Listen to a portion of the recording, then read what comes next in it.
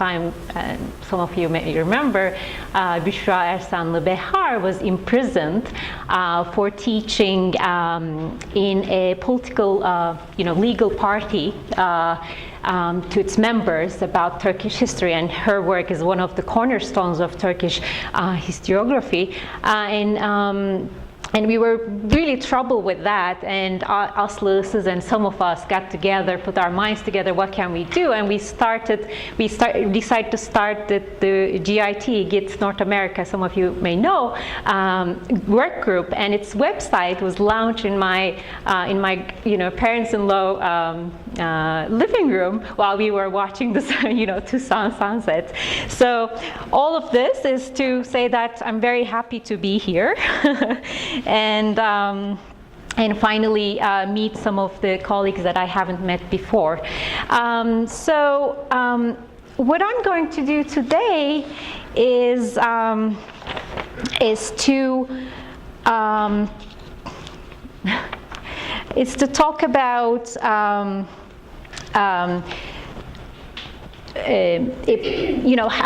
how youth is governed in Turkey, and I'm going to particularly look at an essay competition, and I'm going to sort of frame this competition to explain to you how politics of the past and what I call the politics of the future play out in the control and cultivation of young people in Turkey. So we are going to, and I'll focus on the essay competition and the events, the award ceremony that happened right after. So we're going to Istanbul, to Sinan Erdem Spor Salonu, indoor stadium. And this is the largest indoor venue in Turkey, and the third largest in Europe, and it has about 20,000 seating capacity, and it's usually used for hosting these large international sports events. But today, that day, I'm sorry, so this is the picture of the stadium.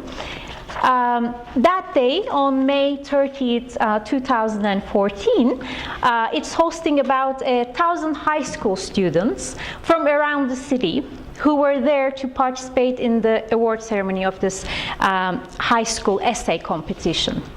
So the spirit of conquest, Fatih, the Conqueror and Youth Essay Competition was organized to celebrate the 561st year of the conquest of Constantinople by the Ottoman Sultan Mehmed II in 1453. The fall of Constantinople marked the end of the Byzantine Empire, or the Eastern Roman Empire, and it's also accepted as a key event that marked the transition of the Ottoman state to an empire. So the event was organized and funded by two organizations in collaboration with Istanbul's Directorate of National Education and the Metropolitan Municipality. The first organization is Milli Türk Talebe Birliği, National Turkish Student Union. It's a century, and this is a century-old organization founded in 1916 during the First World War by the Committee of Union and Progress. And the idea was to spread nationalism and mobilize university youth in Turkey against the Allied forces and to prevent the dissolution of the empire. The organization could not help prevent the demise of the empire, but it persisted itself after the proclamation of the Republic in 1923. The founders of the Republic were very much aware of the importance of youth. This was most evident in the last words of the founder of modern Turkey, Mustafa Kemal Atatürk's famous speech, which he delivered in about 36 hours over 6 days in October 1927. And he said, he explained how they built the Republic, and he said, "This holy treasure I lay in the hands of the youth of Turkey." And he sort of address, in the last words of the speech, he addressed the youth saying, "Turkish youth, your first duty is ever to preserve and defend the national independence and the Turkish Republic." However, the union was closed down in 1936, along with other political entities in the context of increasing authoritarianism during the single-party period, and was reopened in 46, and then closed down again by the military coup in 1980.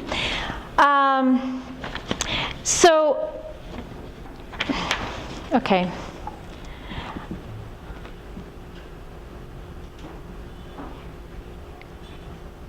And so the organization remained closed until the second half of the 2000s. When we look at the ideology of the union, we see that after the Second World War, the union became the unified student camp against communism and left the student youth, and became the breeding ground for Turkey's ultra-nationalist and Islamists, including the prominent members of the ruling Justice and Development Party. I'm sorry. So the second organization that was backing up this this competition was Birlik Vakfı, the Unity Foundation. And this is a newer organization founded on another May 29th, 1986, by a group of previous student union members led by İsmail Kahraman. The board of the foundation includes many previous and current politicians, including the President Recep Tayyip Erdoğan and former President Abdullah Gül. There's not much research on the activities of the Birlik Vakfı, but Fulya Atacan, for instance, reports that until the beginning of the 1990s, Birlik Vakfı kept this distance from the Welfare Party, the early political Islamist party. But when Recep Tayyip Erdoğan became the governor of Istanbul, Birlik Vakfı, in a way, found a channel through which they could place their members into the municipality.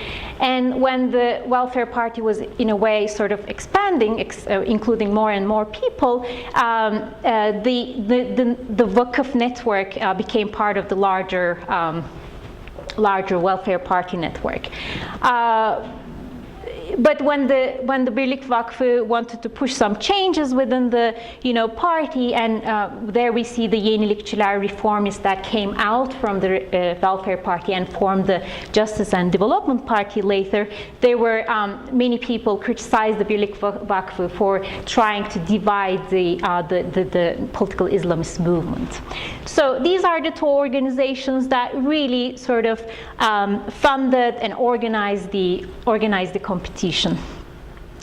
And when we look at the activities of the Vakıf, they give scholarships to university students, they organize talks once a week, invest in cultural events, and one of the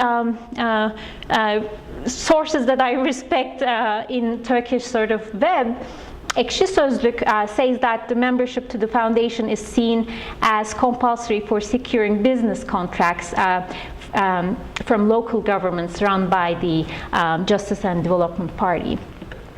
Okay, so going back to the ceremony on May 2014, the stadium ceilings, we see stadium ceilings were covered by the flags of 16 states that Turks formed in history, while a huge platform was set up to host the ceremony, which started off by chanting of the Quran and followed by Turkish folk music concert.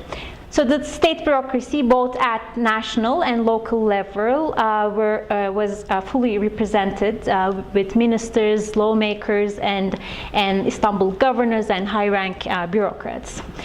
Okay, so the climax of the ceremony was the then Prime Minister Erdoğan's address to youth.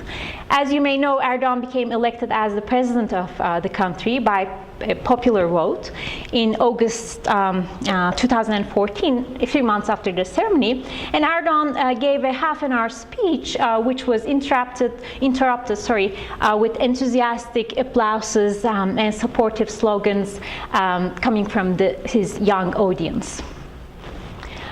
After his speech, which I am going to talk about more in detail in few minutes, Erdogan presented awards to students who ranked top 10 among the 40,000 who sent their essays.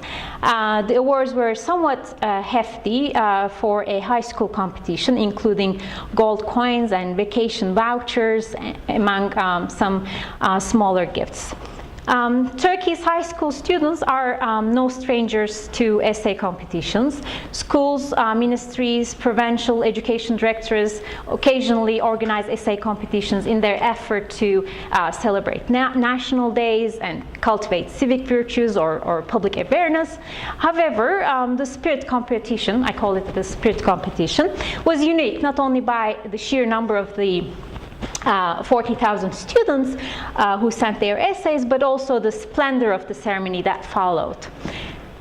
It also heralded many other spirit competitions in the following years with similar mass participation and lavish award ceremonies. Here you see the poster of the Spirit of Gallipoli essay competition, and as you may know, the Gallipoli campaign is accepted as a defining moment in the nation's history, a final surge in the defense of the empire against the Allied forces during the First World War. However, I mean, one difference maybe between these two competitions is that, unlike Sultan Mehmet, who is the central figure of the previous competition, the commander of Gallipoli, Mustafa Kemal, is not really anywhere in the organization of the competition or its flyers or posters. But I mean, the point is not to find these differences and how these two historical moments are written and rewritten. Rather, I'm interested in the spirit of spirit competitions, and in particular the conquest competition, and what they do in a way in terms of refashioning a collective identity among young people in Turkey, and at the same time also, you know, build support for the Justice and Development Party among the youth. So before dealing with the specifics of the spirit competition, I would like to talk about the conceptual framework and how to conceptualize essay competition, both as a cultural practice and in a way a political tool. So essay competitions are common, yet largely unexplored cultural practices. Here I would like to approach them in terms of their role in cultivating subjectivity and producing certain effects, awareness, knowledge, and self-positioning vis-a-vis social and political issues. So, and I mean, in that sense, I mean, Foucault's work on governmentality provides an immediate and useful framework in thinking about this effect sought with the essay competitions, and a perspective on how essay writing, a cultural practice usually taught read and written in schools, can work as a discursive device for constructing individuals and publics. So therefore, the idea here is to connect essay competitions as a genre to governmentality, by which I simply mean the way in which the state exercises control over its population. And this part of this paper builds on Anne Porter's work, who nicely does that for us. And she really, you know, starts to think of these competitions as cultural practices with underlying social relations of writing, including sponsors, students, the jury, but also in this case, the award ceremony comes into the picture that I analyze. Essay competitions are one of many technologies of the self and tools of governmentality in following that sort of framework. And there are two interesting historical convergences about the emergence of essay competitions that are telling about its linkage to the government of individuals and collectivities. First, the history of emergence of essay as a literary genre that goes back to late 16th century and French, and in particular French Renaissance writer Michel de Montaigne, who really popularized it. The emergence of the question of how to govern in conjunction with the fundamental social transformations that were happening then, such as the decline of feudalism, centralization of the states, ongoing religious conflicts, was basically called for a new approach to the issue of government. And numerous treaties were written between the 16th century and 18th centuries about how to govern oneself, how to govern others, how to become the best governor, and so on and so forth. Many of these treaties advised against earlier coercive forms. Instead, they emphasized an understanding of governing with a range of multi-form tactics relying upon the consent of the governed. So the second historical moment that is interesting is located in the late sort of 19th century. Essay writing then becomes a tool for the construction and administration of publics, and this is most tellingly happens in conjunction with the British colonial and U.S. expansionist projects. In this context, the essay contest represents a shift in harnessing the power of writing from individual attitudes and behaviors to those of collectivities. In this period, Porter writes, in quotation, targeted groups, meaning prospective essayists, are invited to think through certain topics of interest, often in predetermined ways. And in so doing, the patterns of thinking and writing, what they develop, aim not only the self, but also the construction of the public by managing and directing public action, sentiment in ways that uphold not only standards for the self, but also a particular vision of a just and thriving society. So, okay, so in the case of the competition that we are looking at, there's both of these aspects of the governing of the self, refashioning of the self, and also creating this collective identity. But there's also this act of it's not only act of writing that does that, but it's also act of listening. All these events are organized around presidents, prime minister's speeches. That's like sort of the central piece of the organization. So it's not only about writing, but it's also listening that is important. And so my analysis will be based on both, not only what they write, but also what they listen to. So, and what I'm arguing is basically these essay competitions are located at the intersection of politics of past and politics of future. And politics of the past has been something written in Turkey, and I'm mostly drawing on some of that work. So to explain what this is in this context, Erdogan began his speech during the ceremony by railing against the founders of the Republic for purposefully overwriting the Ottoman history and the conquest of Istanbul as its most pivotal moment. And he argued by doing this, they ripped the generations of young people from connection with their forefathers, and they campaign in a way underarm for centuries to empty and decry the meaning of the conquest of Istanbul. And in that sense, competition clearly aims with this, clearly has this mission of history to help inject the meaning of the conquest back into the consciousness of generations and make them feel part of a longer history.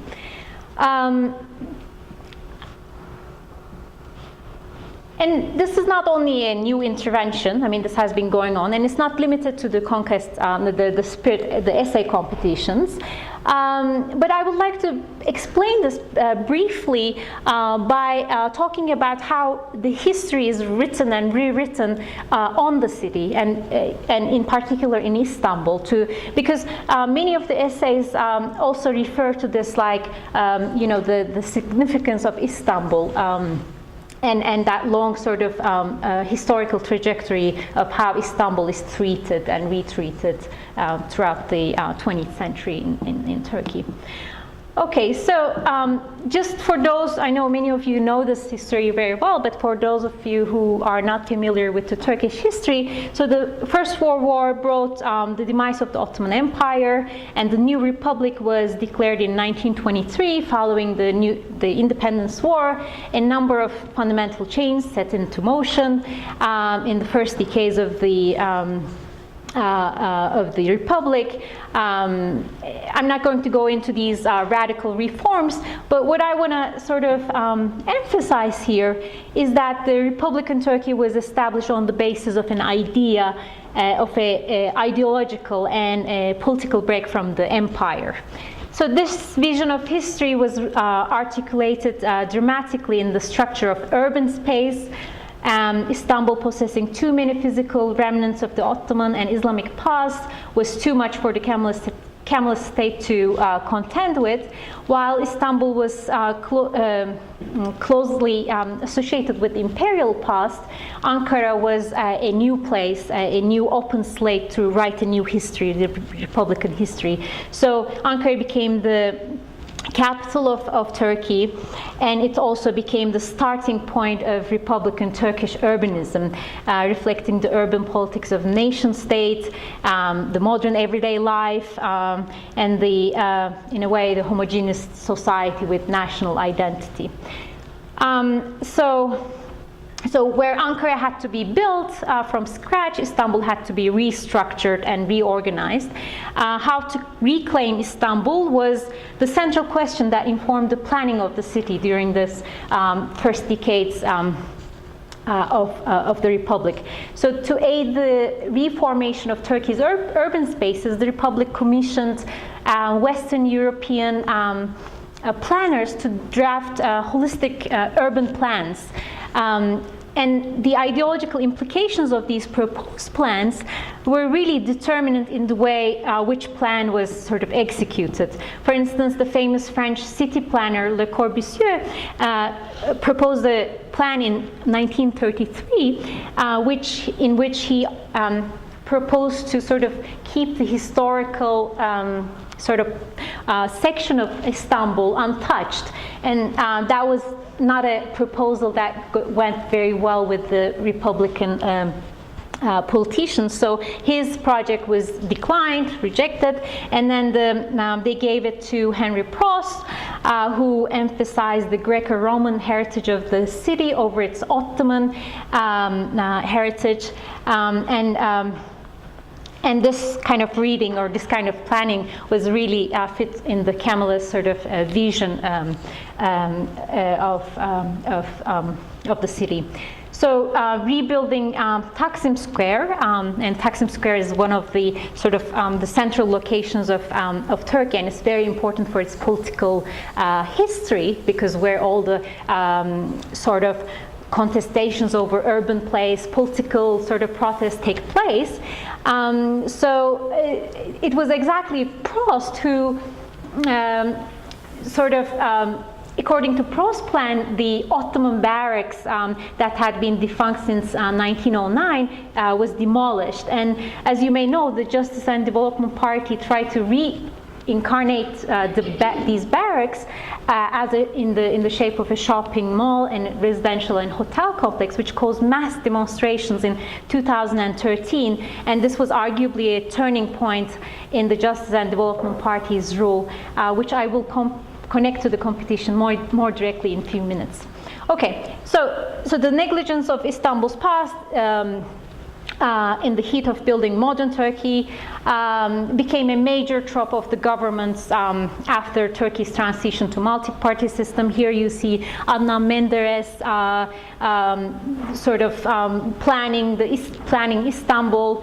He was the first democratically elected prime minister, and he argued that we didn't devote enough attention to Istanbul, and he casted himself as Sultan Mehmet, set on leading a second conquest of Istanbul. And to this end, he led a campaign to restore Istanbul's Ottoman sites and so forth.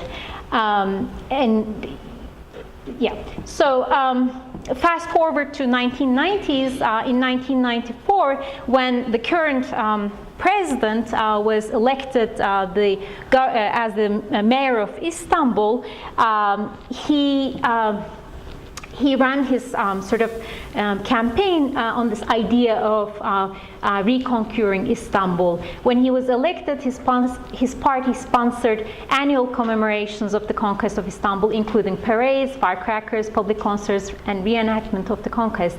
So here you see an actor playing Sultan Mehmet and, you know, conquering the city over and over every year since, you know, then. So just a quick note here, these celebrations were organized by no other organization than the National Student Union before 1994, but they never reached this level because, you know, obviously the parties and the government's resources are much, much greater to make these events are as, you know, really as grand as they are now. And of course, the emergence of the private TV channels really popularized and made these events visible. So in a way, I mean, the whole history that I'm telling you to tell you that the spirit of conquest competition is a continuation of these events, but it's like projected in a different sort of audience. And now when we look at the popular, cultural products in Turkey, and I mean the city being its most material sort of expression, here's an, Panorama 1453 Museum, which was reopened in 2009, and this museum hosts a monumental sort of panorama picture pointing the conquest. There's another sort of these are just some products that I want to show you. This is Maslak 1453. It's this very luxurious residential complex in Istanbul. Where you can buy houses from between $400,000 to $1.5 million. So it's also using this sort of brand of 1453. And then another one like this movie, Fethi 1453, which actually broke a box office record in about 15 days after it was released, and Turkish Prime Minister Recep Tayyip Erdogan then watched it in a special advance screening, and everybody in the government really liked it. Although historians sort of debate the historical truths of the movies showing. So anyway, so why is the conquest of Istanbul so important to the governing party of Turkey? It defines a new founding moment for the nation, replacing the place of the declaration of the Turkish Republic in 1923 with 1453, and the inclusion of the conquest into the national memory and history as a founding moment. In a way, not only helps reincorporate this Ottoman past to the national memory and identity, but it also installs Turkey's history into the lineage of Islamic history. And how does it do it? This is just one sort of epitome of it, or the moment of it. Ottoman historians writing about the event frame it as the event as the fulfillment of a hadith attributed to the Prophet Muhammad, in which the Prophet heralds the capture of the city by Muslim forces. And this hadith placed the siege of the city within the chronology of important Islamic events. According to the legend, Mehmet II saw his troops weakening morale and reordered one of his soldiers to look for the tomb of one of the Prophet's close companions, Abu Ayyub al-Ansari, which we call Ayyub Sultan, who died in the 7th century during a failed Muslim siege of the city, and whose body was never found. And miraculously, during the siege, an Ottoman soldier finds his body, and the troops regain their strength with the sense that the God is on their side. And Sultan Mehmet ordered the building of the mosque, and where the corpse was found. So the mosque served as the location for the coronation ceremony of Ottoman sultans during the empire. So it's this sort of re-injection of the Islamic sort of Ottoman and Turkish national history in the trajectory of Islamic history.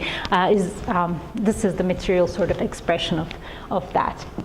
Okay, so the best 40 student essays published by Unity Association encompass both of these historical interventions to the national history, redefining a different and Ottoman founding moment for the nation, and locating the national history as a glorious part of the long Islamic history. So young essays take the subject position of Sultan Mehmet's grandchildren, connecting themselves to the conqueror, to the Ottoman Empire, and to the Islamic history. There are virtually no essays in the book that do not cite or allude to the prophecy of the Prophet Muhammad, who allegedly said, in quotation, "Surely Constantinople will be conquered.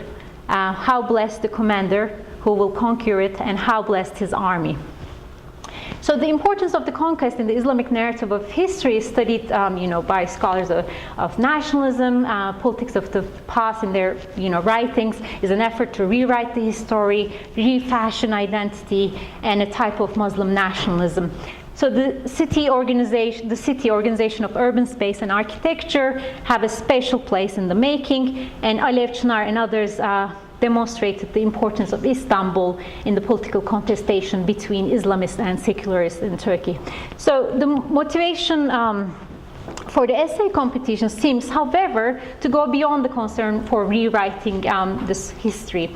There's more to it than spreading a particular sense of temporal, spatial, and ethnical connection to the past. And I'm more interested in developing an understanding of the second past, which I call the politics of the future. So both the Prime Minister's speech in the award ceremony and students' essays reveal the competition is about the future as much as it's about the past. So its futurism symbolically lies in the concept of the spirit of conquest, fetih ruhu, or the double meaning of the conquest in its title that I'll talk about in a second. And the idea there and the sort of the meaning of Istanbul, or the significance of Istanbul, is not just the sort of conquest as a historical event, but it's a continuing process that ties back to the Justice and Development Party's urban policies.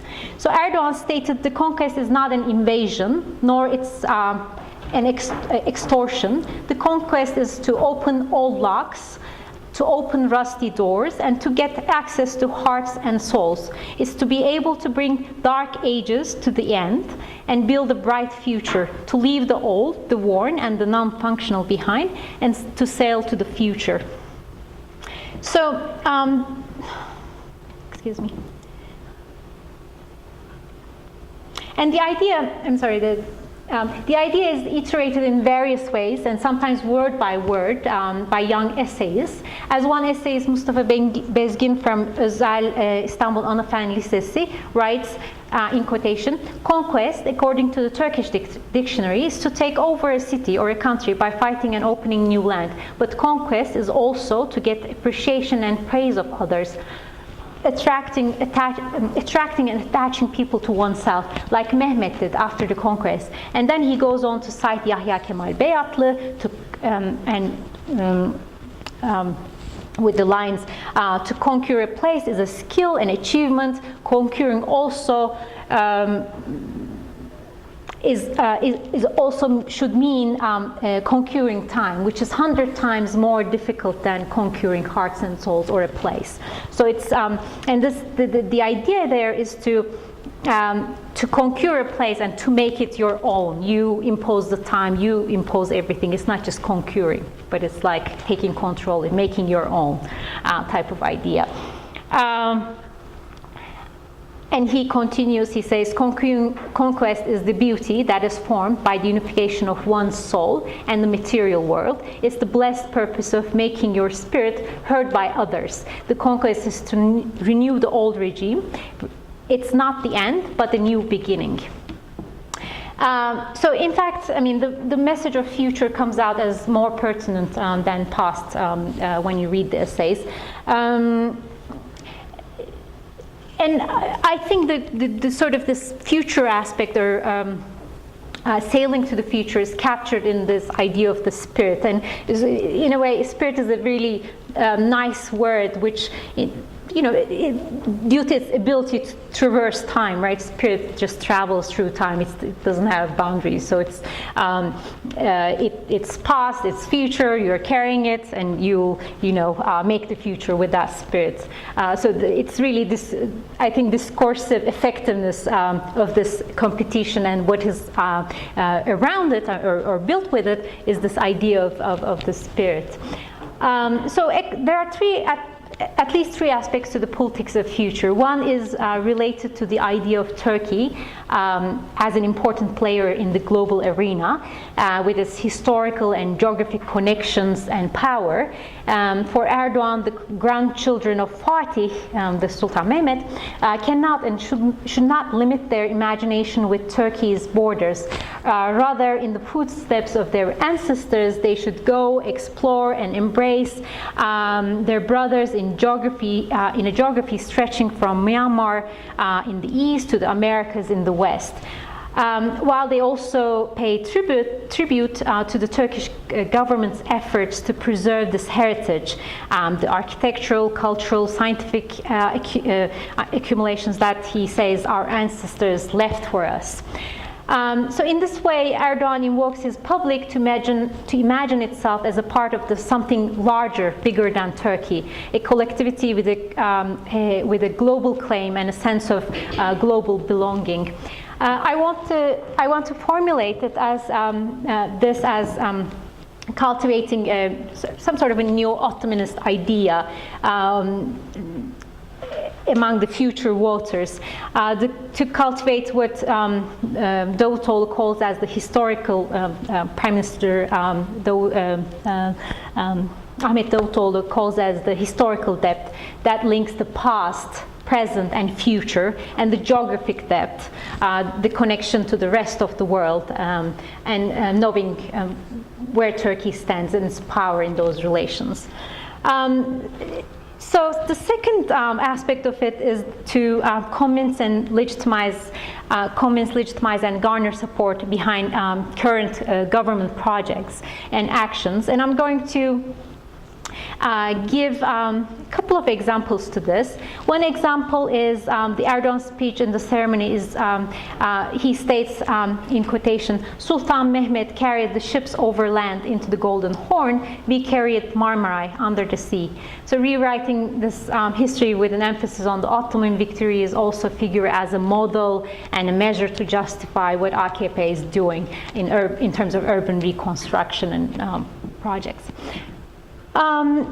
And the essay competition can also be seen as AKP's growing anxiety to control youth opposition. This anxiety reached a peak with the Gezi protests in the summer 2013. During the protests, we witnessed the government's official systematic efforts to discredit, criminalize, and repress protesters, largely constituted by young adults. About 9 people died, thousands were injured, many were left with severe, lifelong debilitating effects. The scheduling of the award ceremony on the anniversary of the beginning of the protest, I think is not only a symbolic sort of gesture on behalf of the organizers, but is also the indicative of the government's anxieties and effort to form a political youth, in a way, political youth bloc to encounter the protesters, and dissenters. So Erdogan's speech in the ceremony more bluntly framed the competition as as an anti-Gezi event, anti-Gezi moment. He says, "My brothers," he cried, "do you know what was written on the walls in Kadıköy?" And Kadıköy is one of the provinces in Turkey. He said, "The oppression began in 1453. So this sort of, in a way, linking the Gezi to the conquest and portraying protesters as grandchildren of the people who were, in a way, disadvantaged, by the conquest. So Erdogan defined the Gezi youth as a historical enemy, in a way, giving a collective identity to both the protesters, but also to his audience. So it's an interesting sort of connection. So of course, Gezi itself was a crystallization of the social and political discontent created by the government, increasing authoritarianism and tendency to pass contentious regulations, from restricting alcohol consumption to restructuring of schools and curricula in a more religious fashion, from everyday surveillance to the systematic clampdown on oppositional voices and bans on social media. These were all the sort of laments of the protesters. So many of the AKP's policies directly or indirectly sort of addressed youth, and of course perhaps the famous sort of proclamation of that was the AK Party saying that it will bring up religious generations. So perhaps I should jump this part. How much time do we have? Okay. So, okay. So these are all sort of examples of the government trying to bring up religious generations, and it's not just like a government's like sort of superficial discourse or top to down, but we see all these like sort of reflections of this kind of discourse in conjunction with policies, in relation to abortion, marriage, all these things that are being taken seriously by local provincial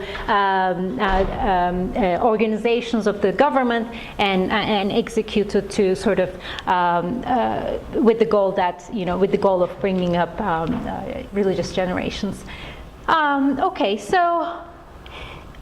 And this is a sort of the slide where I want to show how this event, the essay competition, was portrayed in the pro-government media, and it was like this Gezi event, sentiment was there. And this is very interesting. Geziciler dikili bir ağacı olmayanlardır. In a way, Erdogan is saying that the protesters were the ones who had no connection to this land, because if you don't have a tree, you have sort of no connection to the land. So in a way, sort of turning that the protesters claim that the protests began to the protect trees. That was the part of the story that is missing here for those who didn't know.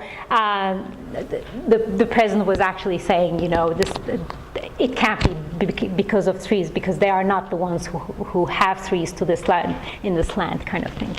Okay, so finally, the third aspect of this politics of future is the refashioning youth's sense of the self and collective sense of responsibility and power. So almost all essays include these two lines from the famous Conquest poem by Arif Nihat Asyalı, where he says, onward, why are you still at war with yourself? You're at the age of Sultan Mehmet, conquered Istanbul. And another line of the poem says, why are you still playing around? You're at the age Sultan Mehmet, conquered Istanbul. So the argument here is that the future comes out as particularly pertinent in thinking about the effect of essay competition seeks to achieve. One can argue that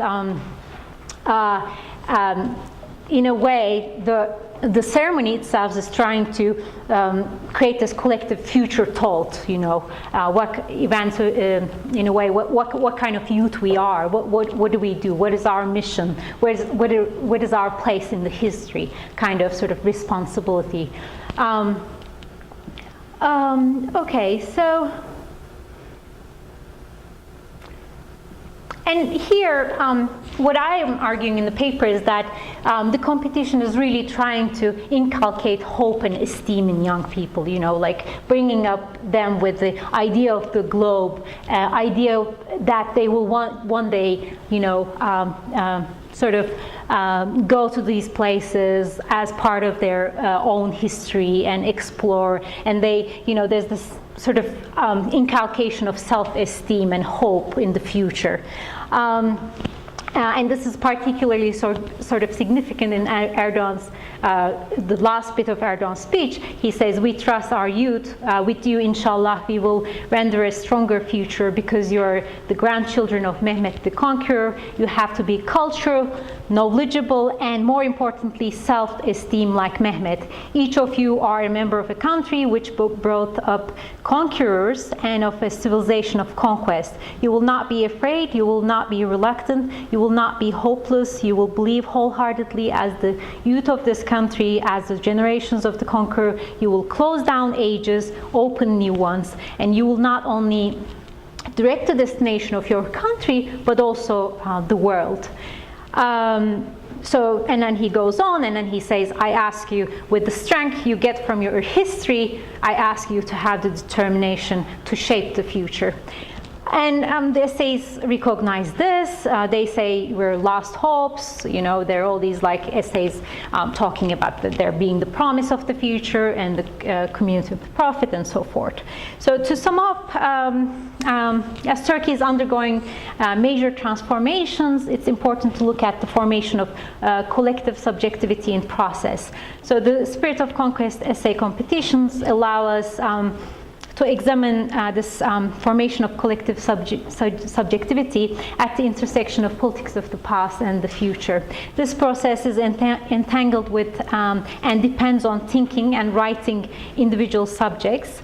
In that sense, essay competition stands where two aspects of the government, governing of the self and governing of the others, intersect.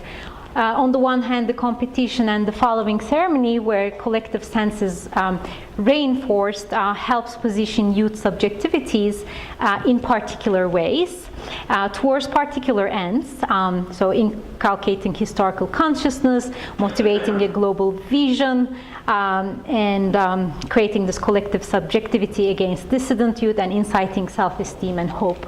On the other hand, the essay competition also serves as a device to create a discursive space in which the government practices are rationalized in the exercise of political sovereignty.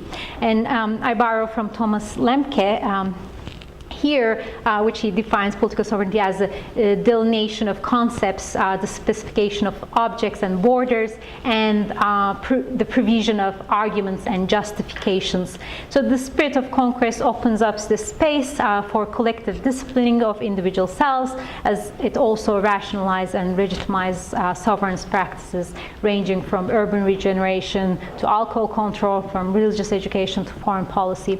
So in that sense, the competition suggests important clues about the kind of collective subjectivity of devout, self-esteem, and partisan striving and partisan youth that the government is aiming to breed.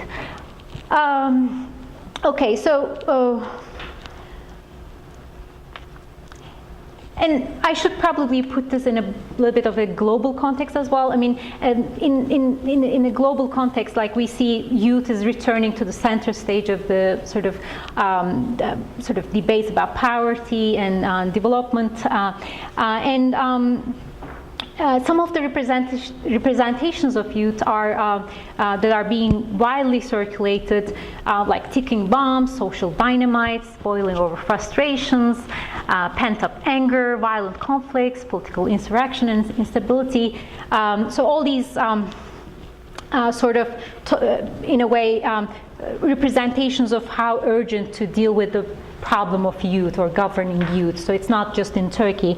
And governing some youth is done, in the context of Turkey, governing of some youth is done via amicable essay competitions and lavish award ceremonies in conjunction with their religious heavy education, network of nepotistic benefits and charity donations. For other youth, however, keeping their collective alienation and anger in check requires coercion, incarceration, and violence. Thank you.